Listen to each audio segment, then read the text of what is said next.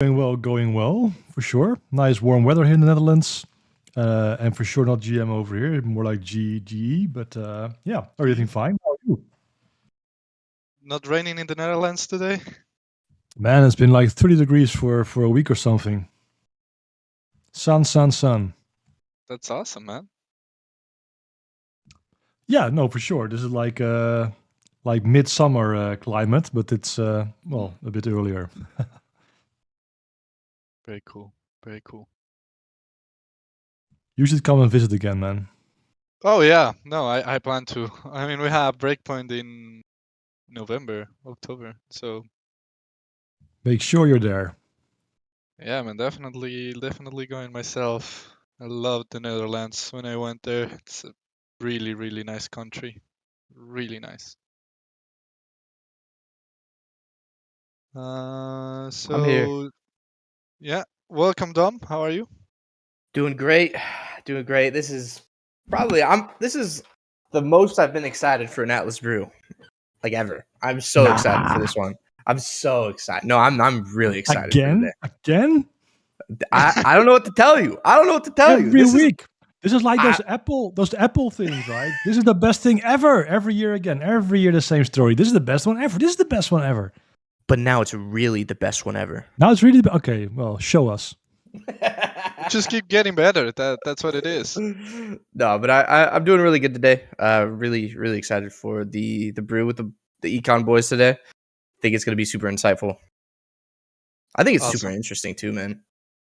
It is. And it's something that is related to everyone here and that we're already experiencing, which is the R4 transition and the transition to the player owned and driven economy. So I think we can get started on. What do you think? Yeah, man. I'm ready. Awesome. So welcome everyone to the brew number 67, I think, if I'm correct. Yes, brew number 67. Welcome. And today we have a pretty action-packed agenda. We have some noteworthy news in the beginning, and then we'll have a discussion with Econ, and we have Eric and Chris. We'll be introducing them later after the noteworthy news. We have a couple questions prepared for them, but as always, this is open conversation. So if anyone wants to chime in, you're most welcome to do that.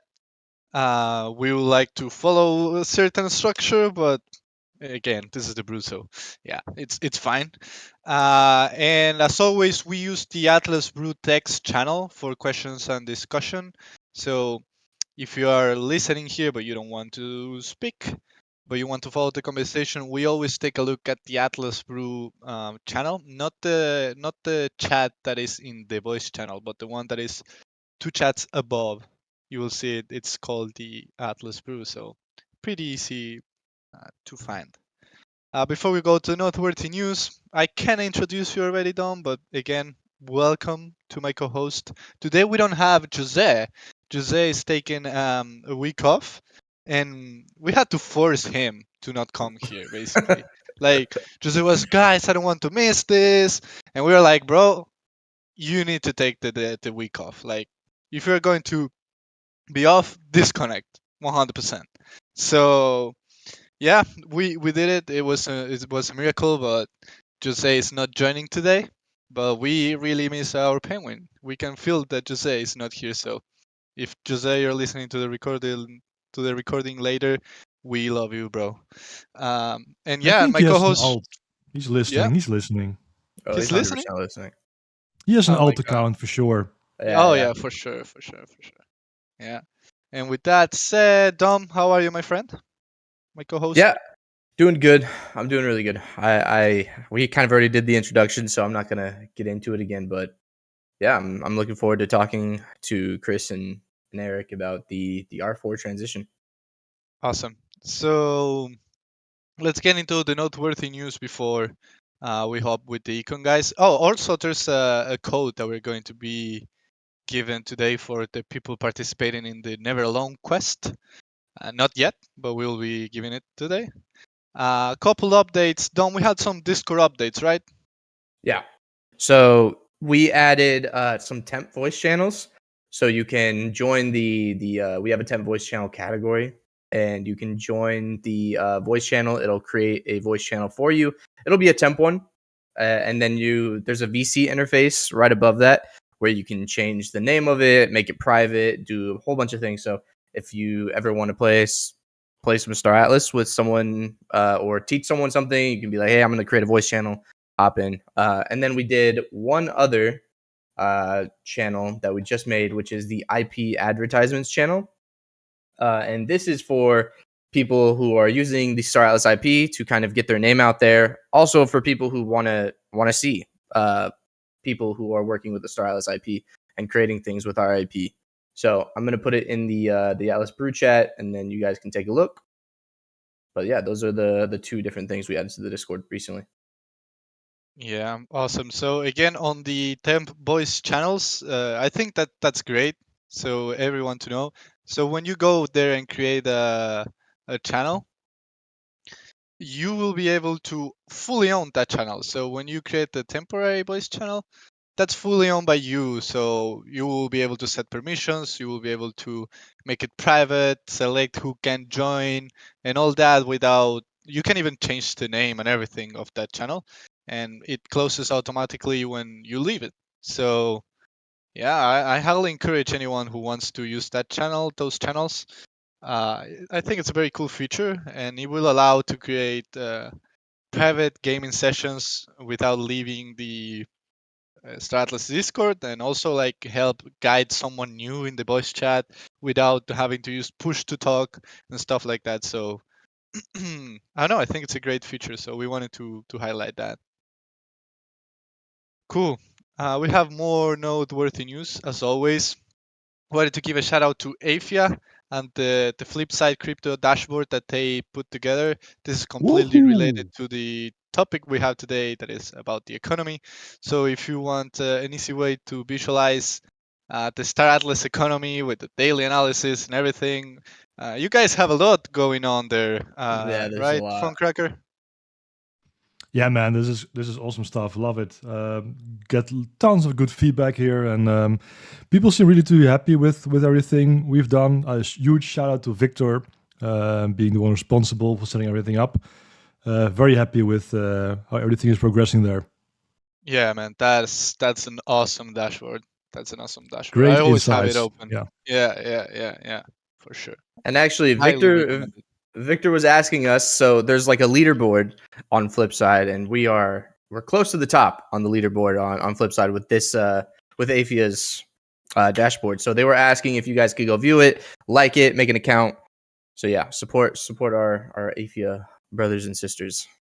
Yeah, It's actually super really valuable good. information you So can get from there. Yeah, it's a super yeah, valuable dashboard. There's information on faction fleet, faction claims, R4, tokenomics, and escape velocity. So a lot of good yeah. stuff.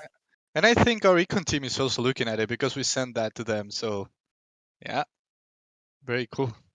and then they Very, said very already bookmarked old news. cool. Yeah, man. Yeah. So yeah, shout out to Afia for that, guys. Make sure to click there, take a look. It's awesome.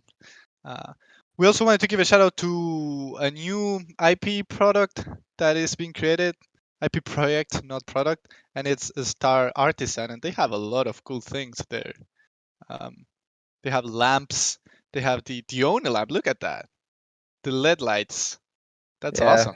no bias. I just chose that one. It's all good. No bias. Choosing the Oni one.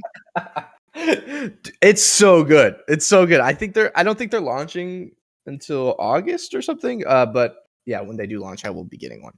Yeah. They look So pretty cool. it's a shop being set up by using the Stratlas IP. It's looking fantastic, and I'm really looking forward to purchasing some of these products that we can see here. I mean, super cool, super cool. So Do we make know sure who's to go behind check it it? out as well. I think Yes, I think I think we it's in the know who's bio. behind it. Yeah, it's in the Uh, bio. Odin Omen and Miranda Blue, and they Good are stuff. from the they're originally from the Star Citizen community. So yep.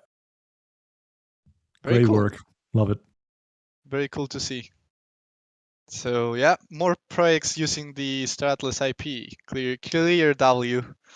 And this is something that we also wanted to share here something that blew our minds when we saw it, and it's the insane run that Pop Su did on the R4 in the R2.1 track, the racing track. It's incredible. Like, I'm not sure if we can stream it. Maybe I'm putting you on the spot, Dom. I don't think we can, but We people would, can see it in the chat. yeah, I would do the chat because then we'd need to get like 4 people to stream it. Yeah. So you guys can see it in the chat. Look at that run. Like, what the main highlight for me is when he goes from checkpoint 7 to 8. How he has that turn. Like, you can see he practiced that one. Like, I mean, look at he's that almost as good as me, right? Like very close, Mm, almost. yeah. I think you will need to Don't get practice so a bit more. quiet, man. Don't get so quiet, dude. If you're this good, bro. Yeah, I don't think so, bro. You know I love you, man, but this is next level, man. People are asking for proof on you. Next brew, you come here, you stream it, and you do that, bro. Yeah, I'll do that. Yeah. In less than 18 seconds. They say Easy. you're not pro gamer, pro speaker only. Yeah, it's incredible, guys. So go check it out. We posted it in the Atlas Brew chat. Go check out the run because that's quite incredible. And then the last noteworthy news before we hop on the main topic is, of course, we had the R4 transition. So I know, Dom, you maybe want to give a quick recap on what happened? Yeah, exactly. Just before we get to Chris and Eric, just want to give a quick recap because this is the star of the show today.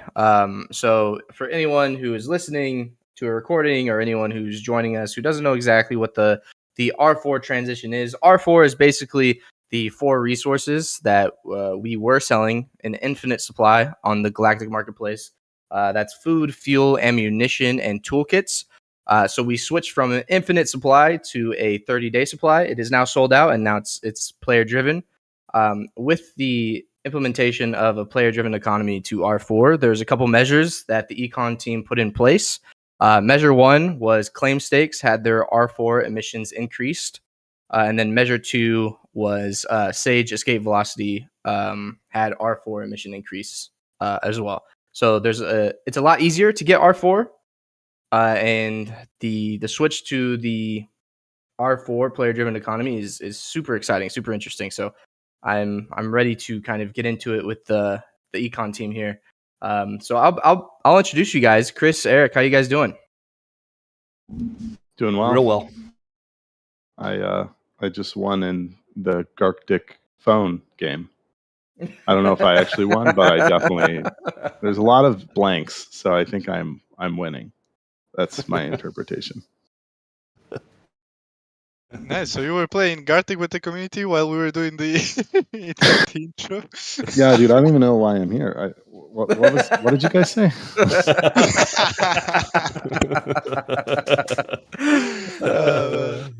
Yeah, come for the econ chat, stay for the community. You know.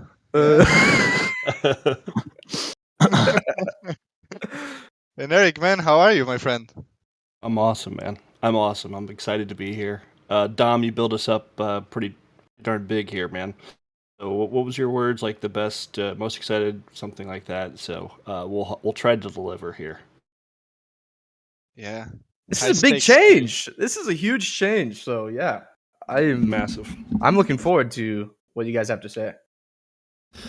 Yeah, we're ready to go. I think we've got some questions. I think you guys had prep for us, and Chris and I will go back and forth on it and just discuss and go from there. Yeah, we have a couple questions prepared just to set the stage, but I think we can get started for sure. So I have one here, guys. Just to do kind of like a recap on, and I know this was asked to you guys, and you replied also in the foundation room before. But this is a question that we wanted you to also answer here in the brew, and it's what went into the decision-making process of transition to a player-owned economy for the R4? How did you come to that decision? Sure.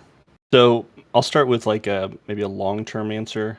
Then Chris can kind of get into some of the details of recent stuff.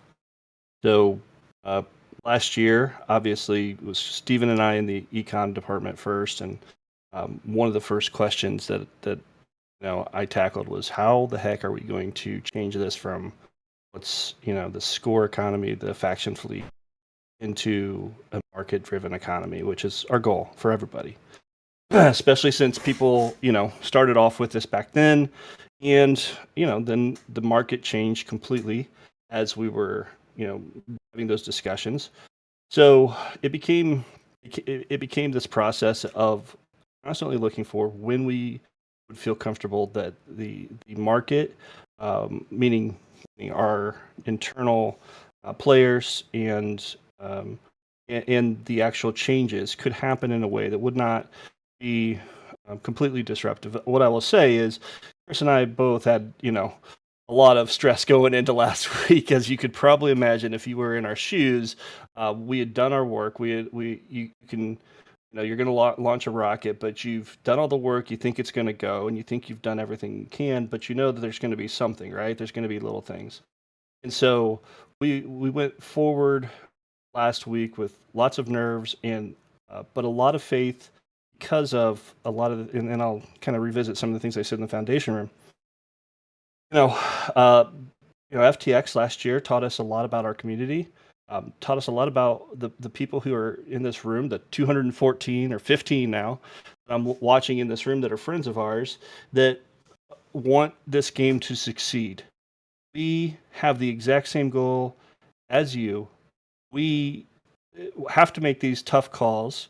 The toughest, discussion was, whether to cold turkey cut off or, we'll get a little bit into this, or to announce it and then have, okay, it's wide open on this, and so we'll get to that. But the community taught us a ton about their commitment to where we're going.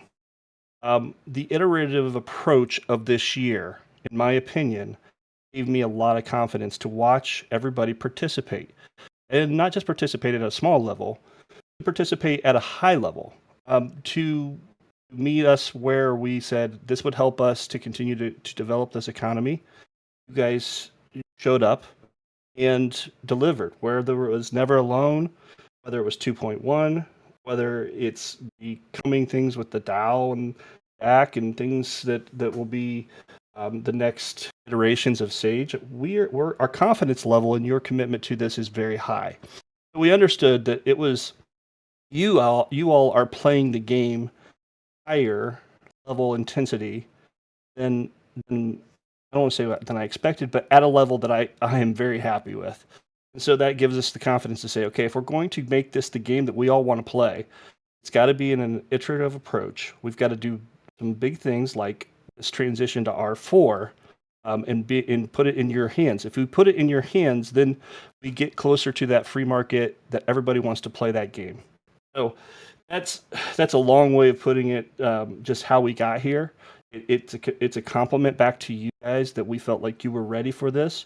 And then I'll ask Chris to kind of go through some of the major details that we studied and discussed internally before we felt like, okay, balance is right. Yeah. So the game already started. That's what you're saying, Eric. The game has started. There's no doubt about it. I think a lot of people have been playing it.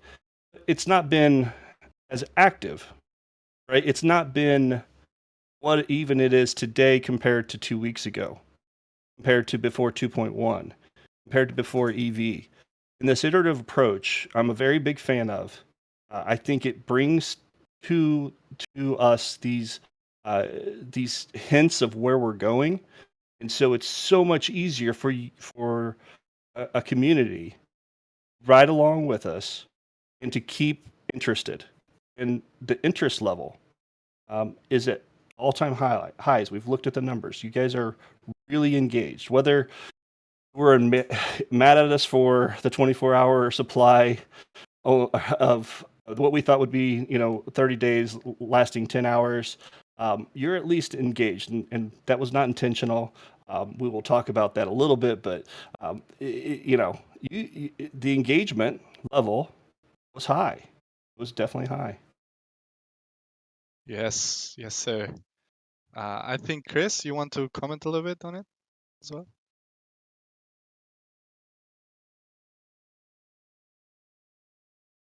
Do we still have Chris with us here?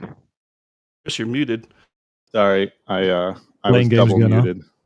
I was muted on both my microphone and my Discord, so Yeah. not a chance in hell you were getting. Not a chance. No, I was saying, this R4 transition is like one small piece of a huge puzzle, and we're coming out with the next iteration of Sage, and that's going to happen, and with it comes a bunch of new changes, and then once we come out with the version after that, a bunch of other changes are going to happen, and eventually we're going to kill Score. Right, we're going to transition from like the Score economy, which is not that interesting, to a fully fledged MMORPG economy. That's gonna be on the level of EVE Online, and maybe even beyond that. So to say that this is like this one and done kind of like, oh, okay, the R4 transition is over, is completely, one of the things I'm working on right now is like, for the next iteration of Sage, how do we make sure that we're maintaining the Score R4 economy? So it's something that's going to be an ongoing process. So the initial, the initialization of that went well.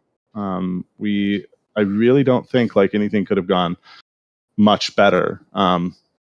I'm definitely more on the side of like actually the quantity that we put into the DAO or to sell out the 30 days. Like I'm actually like very happy with how that did, and it was well within my expectations. Like I kind of differ from the team a little bit. I anticipated you guys buying that real fast, because remember, it was 30 days of supply for Score. It wasn't supposed to last 30 days on the market, so big difference. Now, were there some slight things we would have done differently?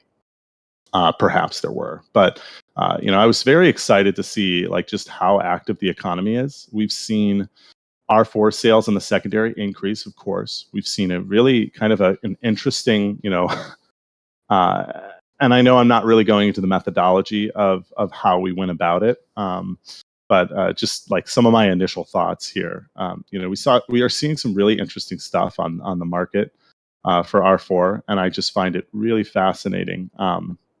Because like we know what's going on the back end, or I guess in the background, and we kind of see the market behavior and kind of like the player behavior, and it's really fun to see that to see that play out.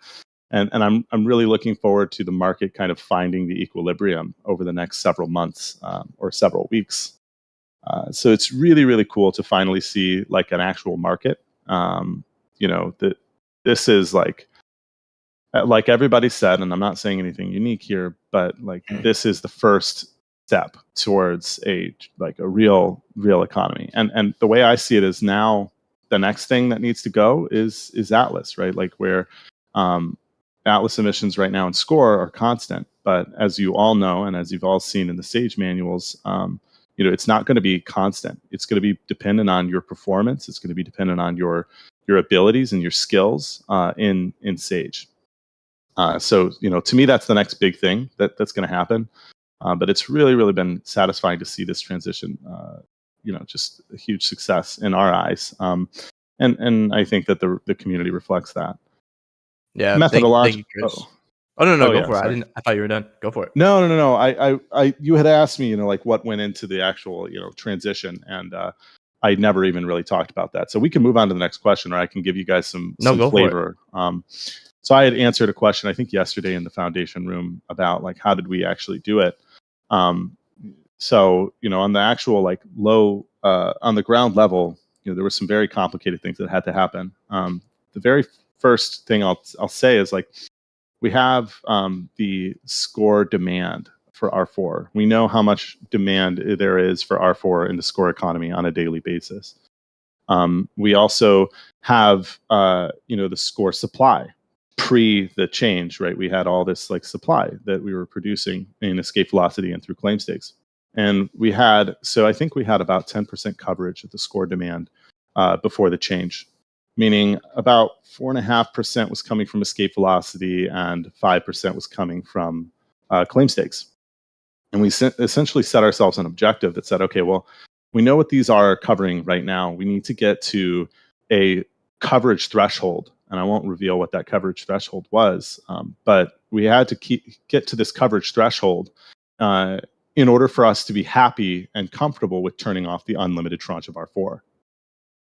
So we basically had two different problems to solve. First was the escape velocity problem, and the second was the claim stakes problem. The escape velocity problem was much more straightforward in that we were able to basically just, look at escape velocity production. Escape velocity production is constant across like player. The only thing that changes in your productivity of escape velocity is the quantity of fleets you have. So this is really convenient linear scaling. So what we were able to do was we were able to say, okay, let's boost all of the escape velocity production by X. So ammo goes up by X times. Toolkits goes up by X. And what I mean by that is every single time one of those resources drops, you get this multiplier. So instead of dropping 10, you drop 100. Or instead of dropping 50, you drop 500. And then we also tried to we did an event study, and we tried to account for the expected change. So what I mean by the expected change in employment in Sage. So right now, we had, I think before the change, we were looking at about, like at the peak of the day, 350 to 400 concurrent users in Sage. That's a lot of scanning, but when we implement a new change like this, we have to expect that employment level is actually going to increase. So we did an event study for both the past two surge events, and we basically said, okay, this is the expected change in employment we're going to see in Sage. Let's account for that in our calculations. So let's account for the fact that, once we make this change, employment levels in Sage are going to increase by 50%. And we've pretty much seen that, which is really satisfying. We've also seen employment intensity increase by almost 100%. So we've seen just like a huge dedication from the players to the Sage economy. And so that was one of the things we had to do, is we had to both anticipate the reaction from the community to the change, as well as estimate the increase in production of the change. The claim stakes was much more complicated, and I don't want to really waste too much more of our time going over that. But I'm happy to talk about how that worked methodologically. I think it's important I think it's cool to communicate these types of methodologies after the fact to the community. But yeah, claim stakes were a lot more complex because claim stakes differ by both ownership, price, productive capabilities, and tier. All these different things kind of make the problem more complex. Cool. I'm just going to take 1 second. There's been a lot of people asking for the never alone password. I'm going to type it in the chat right now, and I'm going to say it out loud, and then we'll get to the second question. So the never alone password is player owned economy. If you guys go to Zeely and put that in the quest, you will get your XP. Okay. I'm gonna keep this going. Awesome, Chris. I mean, sounds like the transition went pretty well in your eyes, and outcomes were well within your expectations. So that's great to hear. Eric, I'd love to hear from you as well. How do you think the transition went?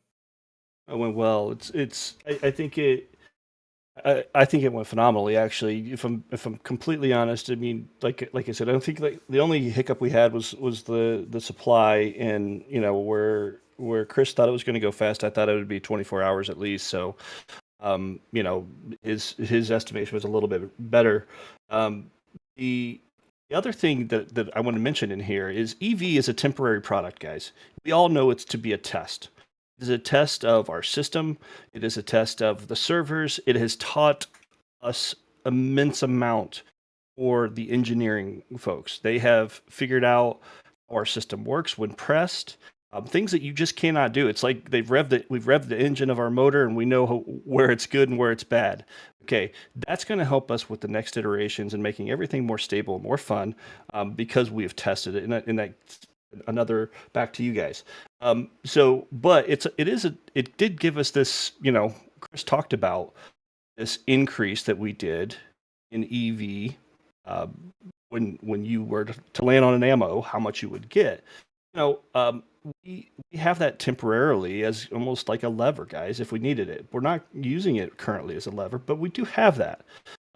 So it gave us this opportunity to say, okay, we wanted to make sure the supply stayed solid enough, but it also depends on human behavior. Like, you guys have to go play to get this, and then to put it back in the market, you have to make all of these decisions. So we wanted ourselves to have a little bit of buffer. This time era, we had, I would say, Michael had been doing a great job in his current role of explaining how things would be going without saying exactly what was going to happen. In the last few town halls, Santi had even called him out a couple of times. So, but he did a good job, I thought, of doing it in a way where people would understand that changes were coming. You should be ready, but not saying, "Hey, go buy 3 years worth of the R4," because that R4. Then the economy's no fun, right? Everybody already has it. It's saturated. It's why play, right? So that was one of our big concerns. Anyway, EV with claim stakes, gave us a proper time to iterate the economy and mature it towards the next iterations that we'll continue to do. To back up what Chris said, this is the first. This is not the last. This isn't like, I think turning off Score will probably be even more impactful in the future. Just based on it's been here since the very beginning like that too. So anyway, that's I'll stop there. Yeah, man, it's just the beginning of the transition of this whole economy to players' hands, right? And as you were saying, Eric, if you were paying attention, like it was quite, I wouldn't say easy, but you were able to connect the dots on how everything was going to transition. Yeah, the chief leaks officer made a good job at that, of course, as always. Absolutely. Yeah. So here's a question, guys, that we have been getting from the community. There's a lot of people who are interested in the claim stakes gameplay. So wanted to ask you guys, related to the economy, how important are claim stakes going to be in the future for the Star Atlas gameplay and economy? I'm going to say very, and I'm going to say, Chris, why don't you take this one? Yeah. So the claim stakes are actually the primary productive, entities in the economy. There will be a special class of ship, or not class, but a special type of ship that will be able to also take on that mining role. But for the most part, most of the resource extraction will happen through claim stakes. Now, when I say claim stakes, I mean the entire mining operation. And claim stake is a plot of land, and the mining drill and the power station and the space station and the power plants are all necessary for that entire system to work. So, ships, right? Their main economic value, it's twofold. The first of all, they have their economic use case, whether it's a freighter or a combat or this mining rig or this mining ship that I was just talking about. Ships have their utility case, and then they have, of course, their Atlas earnings potential. Right now in Score, that's fixed, but in Sage, one of the main ways you'll get LP, which gives you Atlas, is through combat, right? So ships have like this kind of a much more utility focus. So you could potentially make Atlas through going and destroying somebody's ship and collecting their resources and trading that into the marketplace.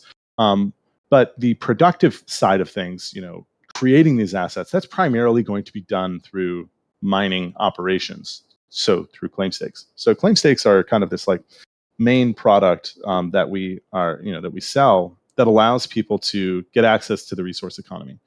Right now, claim stakes have functionality in Score purely because we really wanted to give something to the players before, in the meantime, while we're fully, operating these things. Claim stakes, one, I guess, difficulty with respect to claim stakes and this transition is that it really, really makes people focused on claim stakes production of R4. But claim stakes, especially like you think about tier, the higher tiers that are going to have these incredible productive capabilities, they're going to be focused on rare resource extraction. They're going to be focused on, creating these massive operations. I could be completely wrong, but I don't anticipate that some of these, I don't anticipate that the vast majority of claim stakes in Sage, in the future, are going to be devoted towards R4 production. I think that will probably be a smaller part of the production economy, and claim stakes are actually going to be used to produce Starbase upgrading materials and consumable items, and even someday maybe depending on how we structure things, even asset production.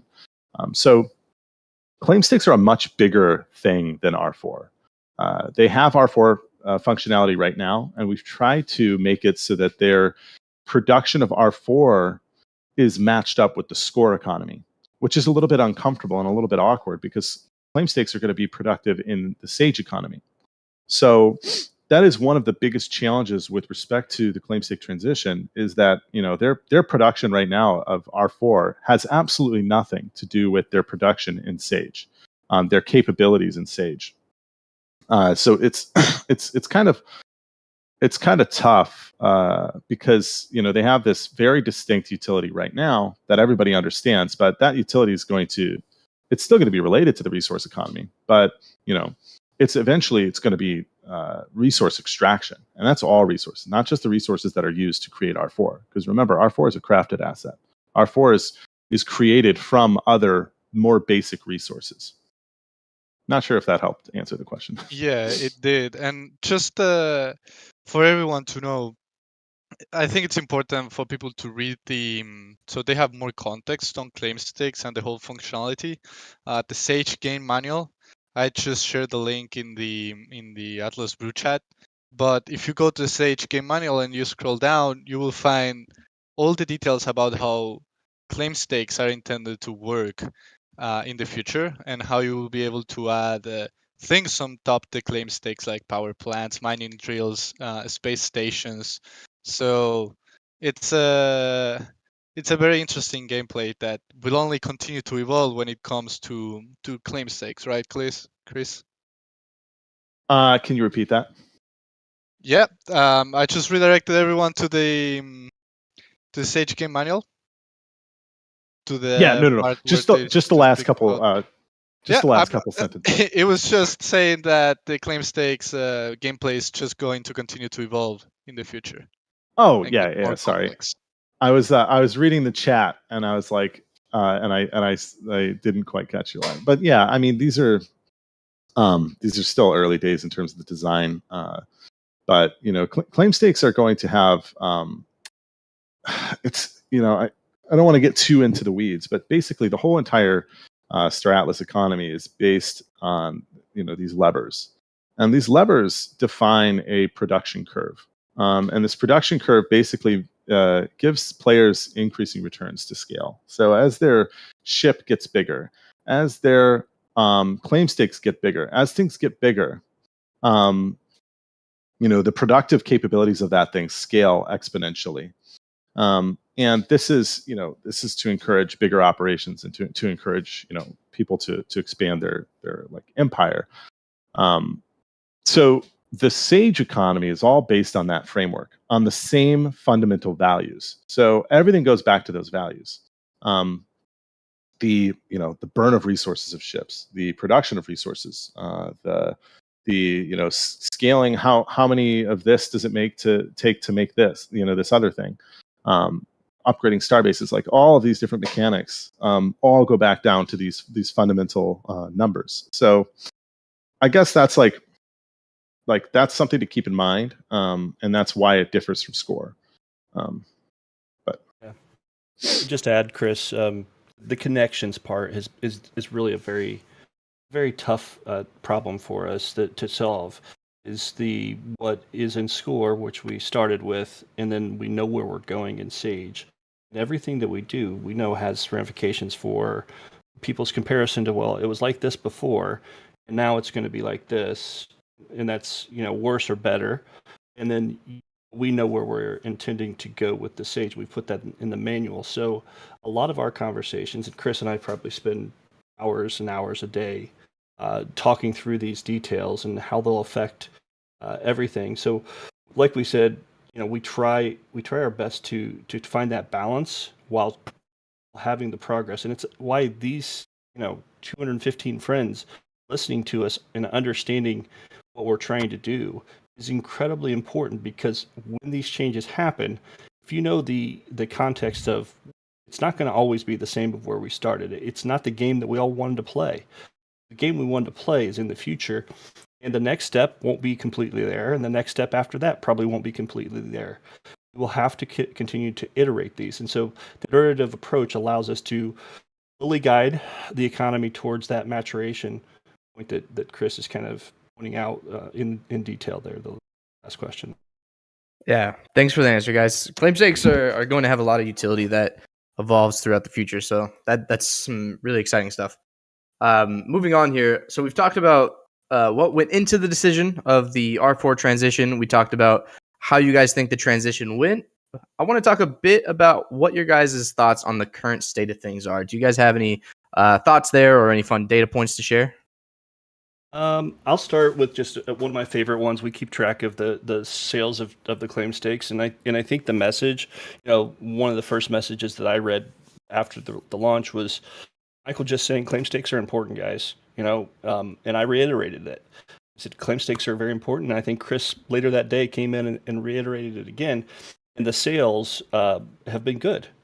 You're down to tier 2 is only available in the USDC supply. It's sold out of the Atlas supply. We're at 15% of the original supply in that tier 2. Tier 1 is doing very well as well, and we see the supply being eaten up. We saw the proposal for a DAO to purchase and be set that up. I want to see more detail, but I really what I've seen so far in the iterative approaches, I think is really cool, guys. I think it's really neat to see that the community is that active and thinking along with us on how we can stabilize and come up with some creative ways to have production of supply outstrip demand by a little bit to keep those prices in check. We're good with all of the things that we see out there, and we're encouraged that you're with us on this ride. So I think overall, active, smart, intelligent conversations that we read, by the way, even if we don't interact all the time, we see what you guys are doing and we like it. And it helps us to say, okay, well, that's maybe something we don't have to address because the community is going to address it. But yeah, overall, we're seeing strong activity and commitment to the brand.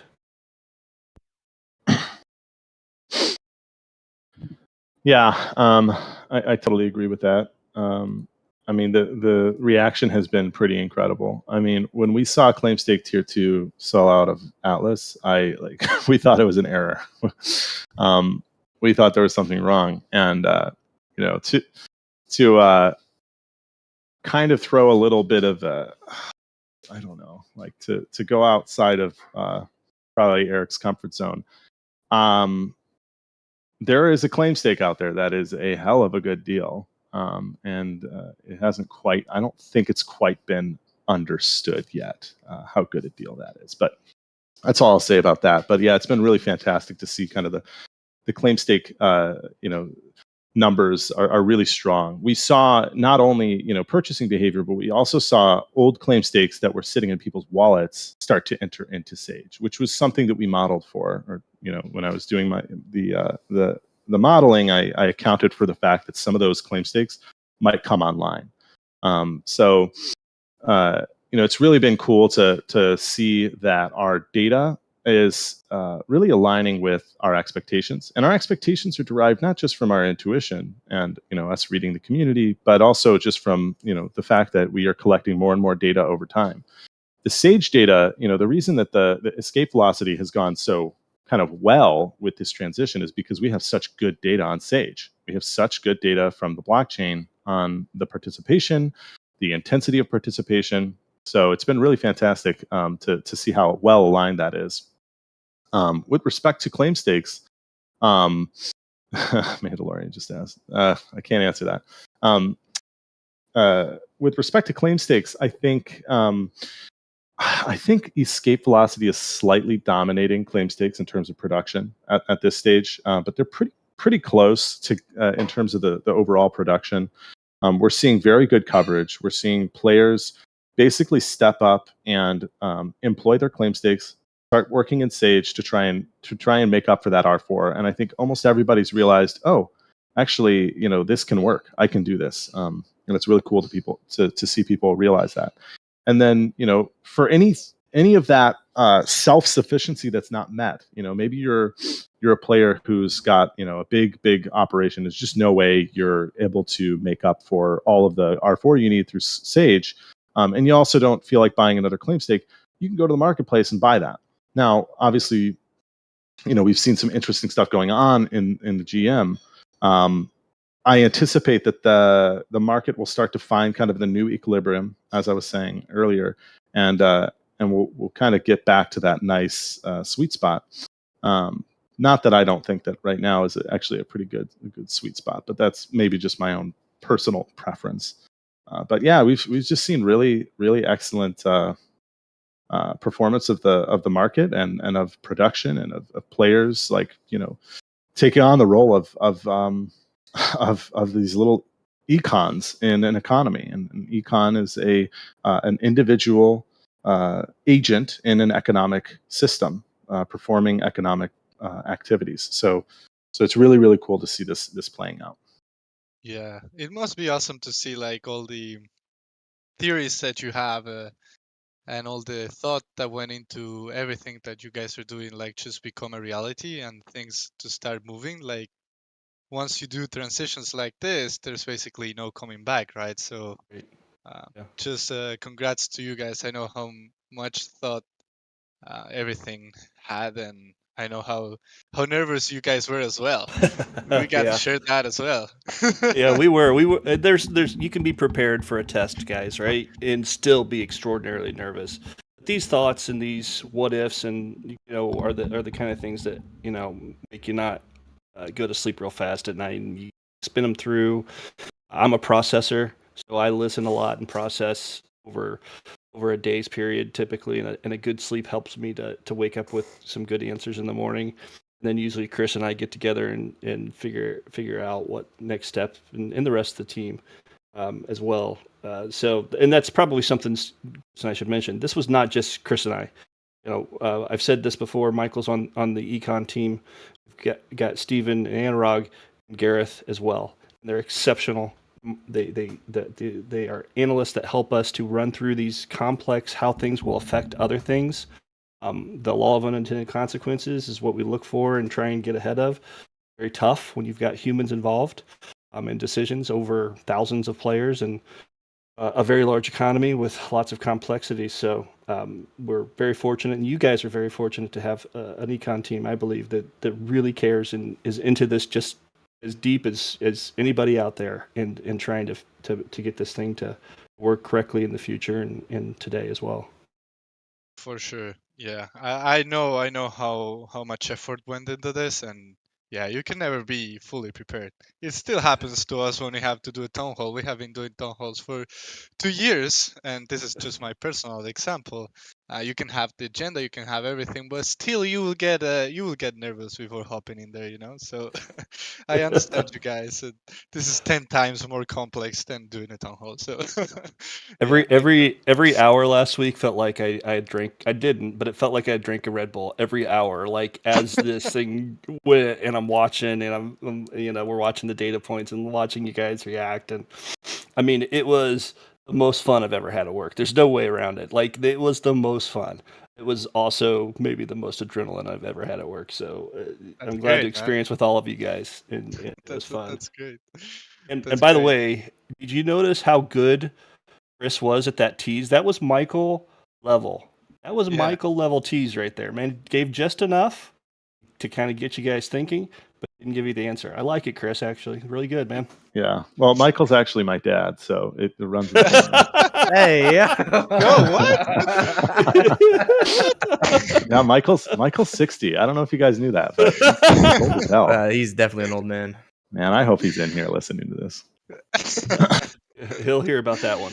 Oh man, yeah. We'll get a clip of that, man, for sure. For sure. But yeah, guys, we have one last question, and then we maybe open for some Q&A with the community. But our last question is a bit forward-looking. So let's imagine, guys, that we are like 5 years in the future, and everything went right. Like all your plans went perfectly, and everything is all right. How would your perfect player-driven economy look like? Eric, you want to go first? Yeah, sure. Okay. So I think of like the different things that we're talking about now, and then they're developed. I think of VR. I think a lot of you guys have, with the recent Apple, seen some of that. I think of like immersion being at a just an immense level. I just reread Ready Player One and watched the movie over the weekend, and and I hadn't done that since I started here 15 months ago. And it's so wild to watch it and think what we used to think was so futuristic in that movie or that book. It now seems like, oh yeah, well of course that's going to be it. It won't be like that, and you can like almost start to say, well they got that wrong. I couldn't back then. I didn't have that perspective. So what I look for is immersion. Esports, I think, will be a big deal. I'm a big fan of that. I think that um, we've talked very crafted around private racetracks and charging for your design, and that devs would come in and create their own games within our ecosphere. Economics, obviously, Atlas being the currency of choice that people use inside the game. All careers are completely up to you. You can have many careers. Your crewmates can have different careers. You can develop your crewmates into the way that you want them to be. You can trade all your assets that you've spent your time and efforts to people who are playing the same game, and you're actually working collaboratively with guilds and groups and DACs and different organizations. Obviously, the DAO is in charge, and really votes are helping to develop this even further. But the last thing I'll add is, Chris works a ton with the engineers on the very fine details of making sure that this works. I work a ton with the lore group. So ensuring that economics and lore actually fit, so it makes sense, because we're building something that'll be, extrapolated on into books and movies and whatever else comes in the future, right? Magazine's core, right? All kinds of things. So I work with Matt and Jose a ton to ensure. So one of the cool things that Gareth led from our team recently is he actually wrote what the COP in 2026 or 2600, 2600, what their economic disciplines are. What is their doctrine or how they operate in 20, so 400 years in the future, 2600. So that kind of interesting things to make sure that it all makes sense, because economics is going to be a part of war. Economics is a part of most wars, right? In the future, why would it be any different? I want what you've got, you want what I've got. Economics has to be part of this, and if we can weave that into this, then your immersion, your understanding of why we started with sand in that story, and when we designed the structure for Never Alone, why it made so much sense to introduce sand to you, and you'll see this in the future. So all of these things will be peeled back. It'll be really immersive and really fun. That's awesome, man. Lore and econ integration is underrated, man. For sure. For sure. And also quite a task for Gareth to write the COP policy in 400 years from now. I want to see that. It took the whole team, man. I'll tell you. I mean, it really did, and Chris helped out on it as well. And I mentioned Steven, by the way, and last thing, because I know we're going to give Chris kind of the end here, but Steven's working on Economic Quarterly. It's going to be out at the end of this month, and he's writing a lot of it because a lot of this stuff is happening late. So it will be, he has told me and told the team that when it's done, it's going to be a lot about this economy and how you have reacted to the new programs, and I think you should all be excited for what's coming. Yeah, sure. Chris? Yeah, so Eric's definitely more focused on like the kind of the that lore and that like immersive gameplay connecting like a real economy to this digital economy. And I think that's probably the thing that will be the most impactful to the world. So I won't really talk much more on that, but for me, I'm just excited to see one of these real economies come to life. What we've seen in the last 10 to 15 years with Fortnite, Roblox, YouTube, different types of content generation, is that there's actual digital economies emerging. And I don't just mean like eBay e-commerce. I mean actual digital economies with real labor markets inside of them, where people are moving around, they're doing things, and there's money associated with that. Why is there money associated with that? Because people are willing to pay for it. I don't really like to get into why digital assets have value. Why does a knife in CS:GO go for $100,000? That doesn't really matter. It matters that it goes for it. And what matters is that we're capturing that value.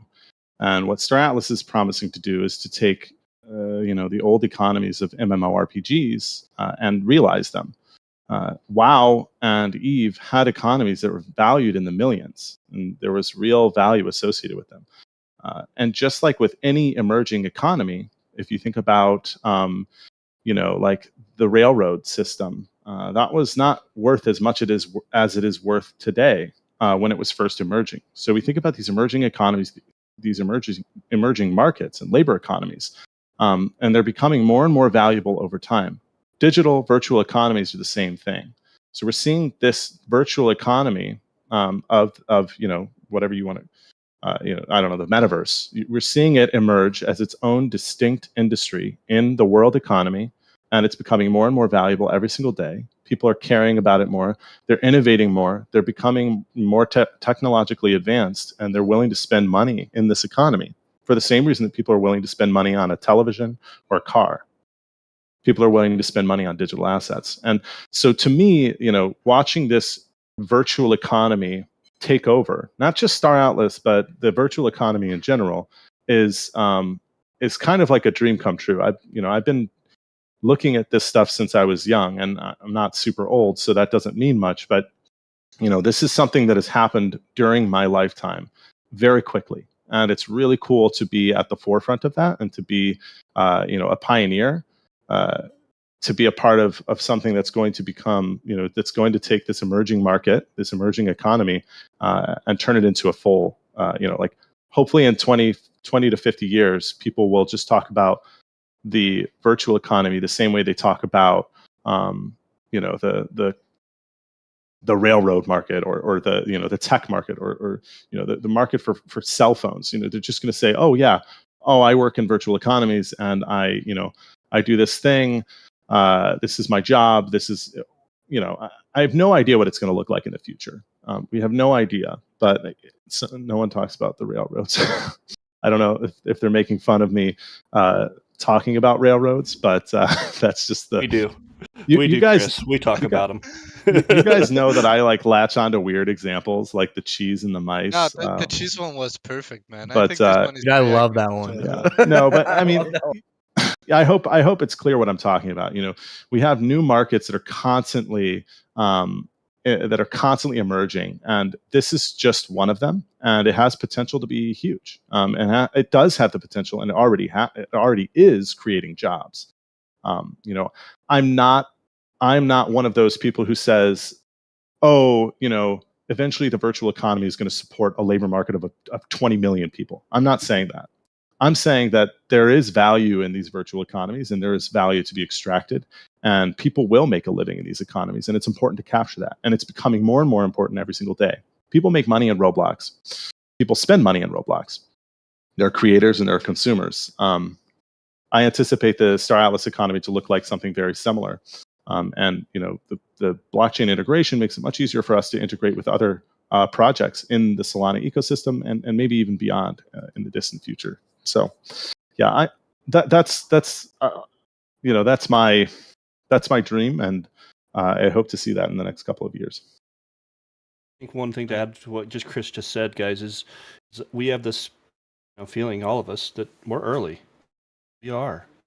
So this is going to develop into something.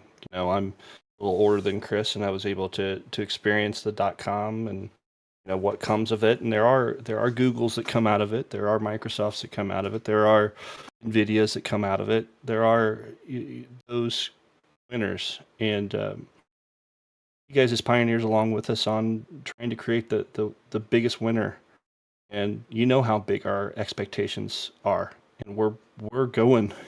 If this iterative approach has taught you anything, is the pace is high. We're going, and it will, by the way, continue to be high going forward. We're working our tails off. Do that. Yeah, man. I loved all the examples and everything, and I, of course, agree with that, guys. It's clear the transition to a digital economy, and only going to matter more and more in the future. And I think you guys, the Econ team, is doing a great job at positioning the Star Atlas Econ team and Star Atlas as one of the leaders in the space, with things like the paper that Steven is working on, with things like this R4 transition. These are things that haven't been done before, to be honest. Like, there's no player-driven and player-owned economy like this. There are ways to extract value from other games, but there is nothing like this being done before what is happening here. So kudos to you guys. I'm super excited to see how this whole economy plays out, and I don't think we could have a more capable team of delivering that than you guys. So yeah, thank you for working at Star Atlas and doing all this. Awesome. Thanks, guys. Thank you, guys. Loved it. Yeah. And well, guys, we didn't have enough time for a Q&A, but again, I appreciate you joining, Chris and Eric. Anything you guys want to say before we close? No, I think I've talked long enough. Eric? Did we lose Eric? He might have already left. He's out. He's out. See ya. I see him in the chat though, but yeah. Oh, right, okay. He's not out. Okay, we'll close. This gives us an excuse to invite the Econ guys again, because Eric didn't close this one. So yeah, guys. we just invite him because he didn't close. Yeah, come back next week. Job's not finished. But yeah, thank you guys for joining the Atlas Brew number 67. We had Eric and Chris as guests. Dom, anything you want to say? Yeah. So yeah, great brew, guys, and special thanks to Chris and Eric for joining us and sharing their insights on the R4 transition. Really enjoyed listening to your thought process on before, during, and after this massive transition. And to the community, thank you guys for joining us today. As always, we love hanging out with you guys, having fun, nerding out about Star Atlas. Much love, and see you guys next week. Yeah, just seeing 230 people on a Wednesday casually joining the brew to talk about the metaverse economics and the transition to a player-owned economy is, I don't know, for me that's crazy. So you guys are crazy, but we love you. And thank you for joining the Atlas Brew number 67. And see you next Wednesday at the exact same time. Chat soon, guys. Next Ciao, one's ciao. the DAO Brew, right, Santi? See you guys.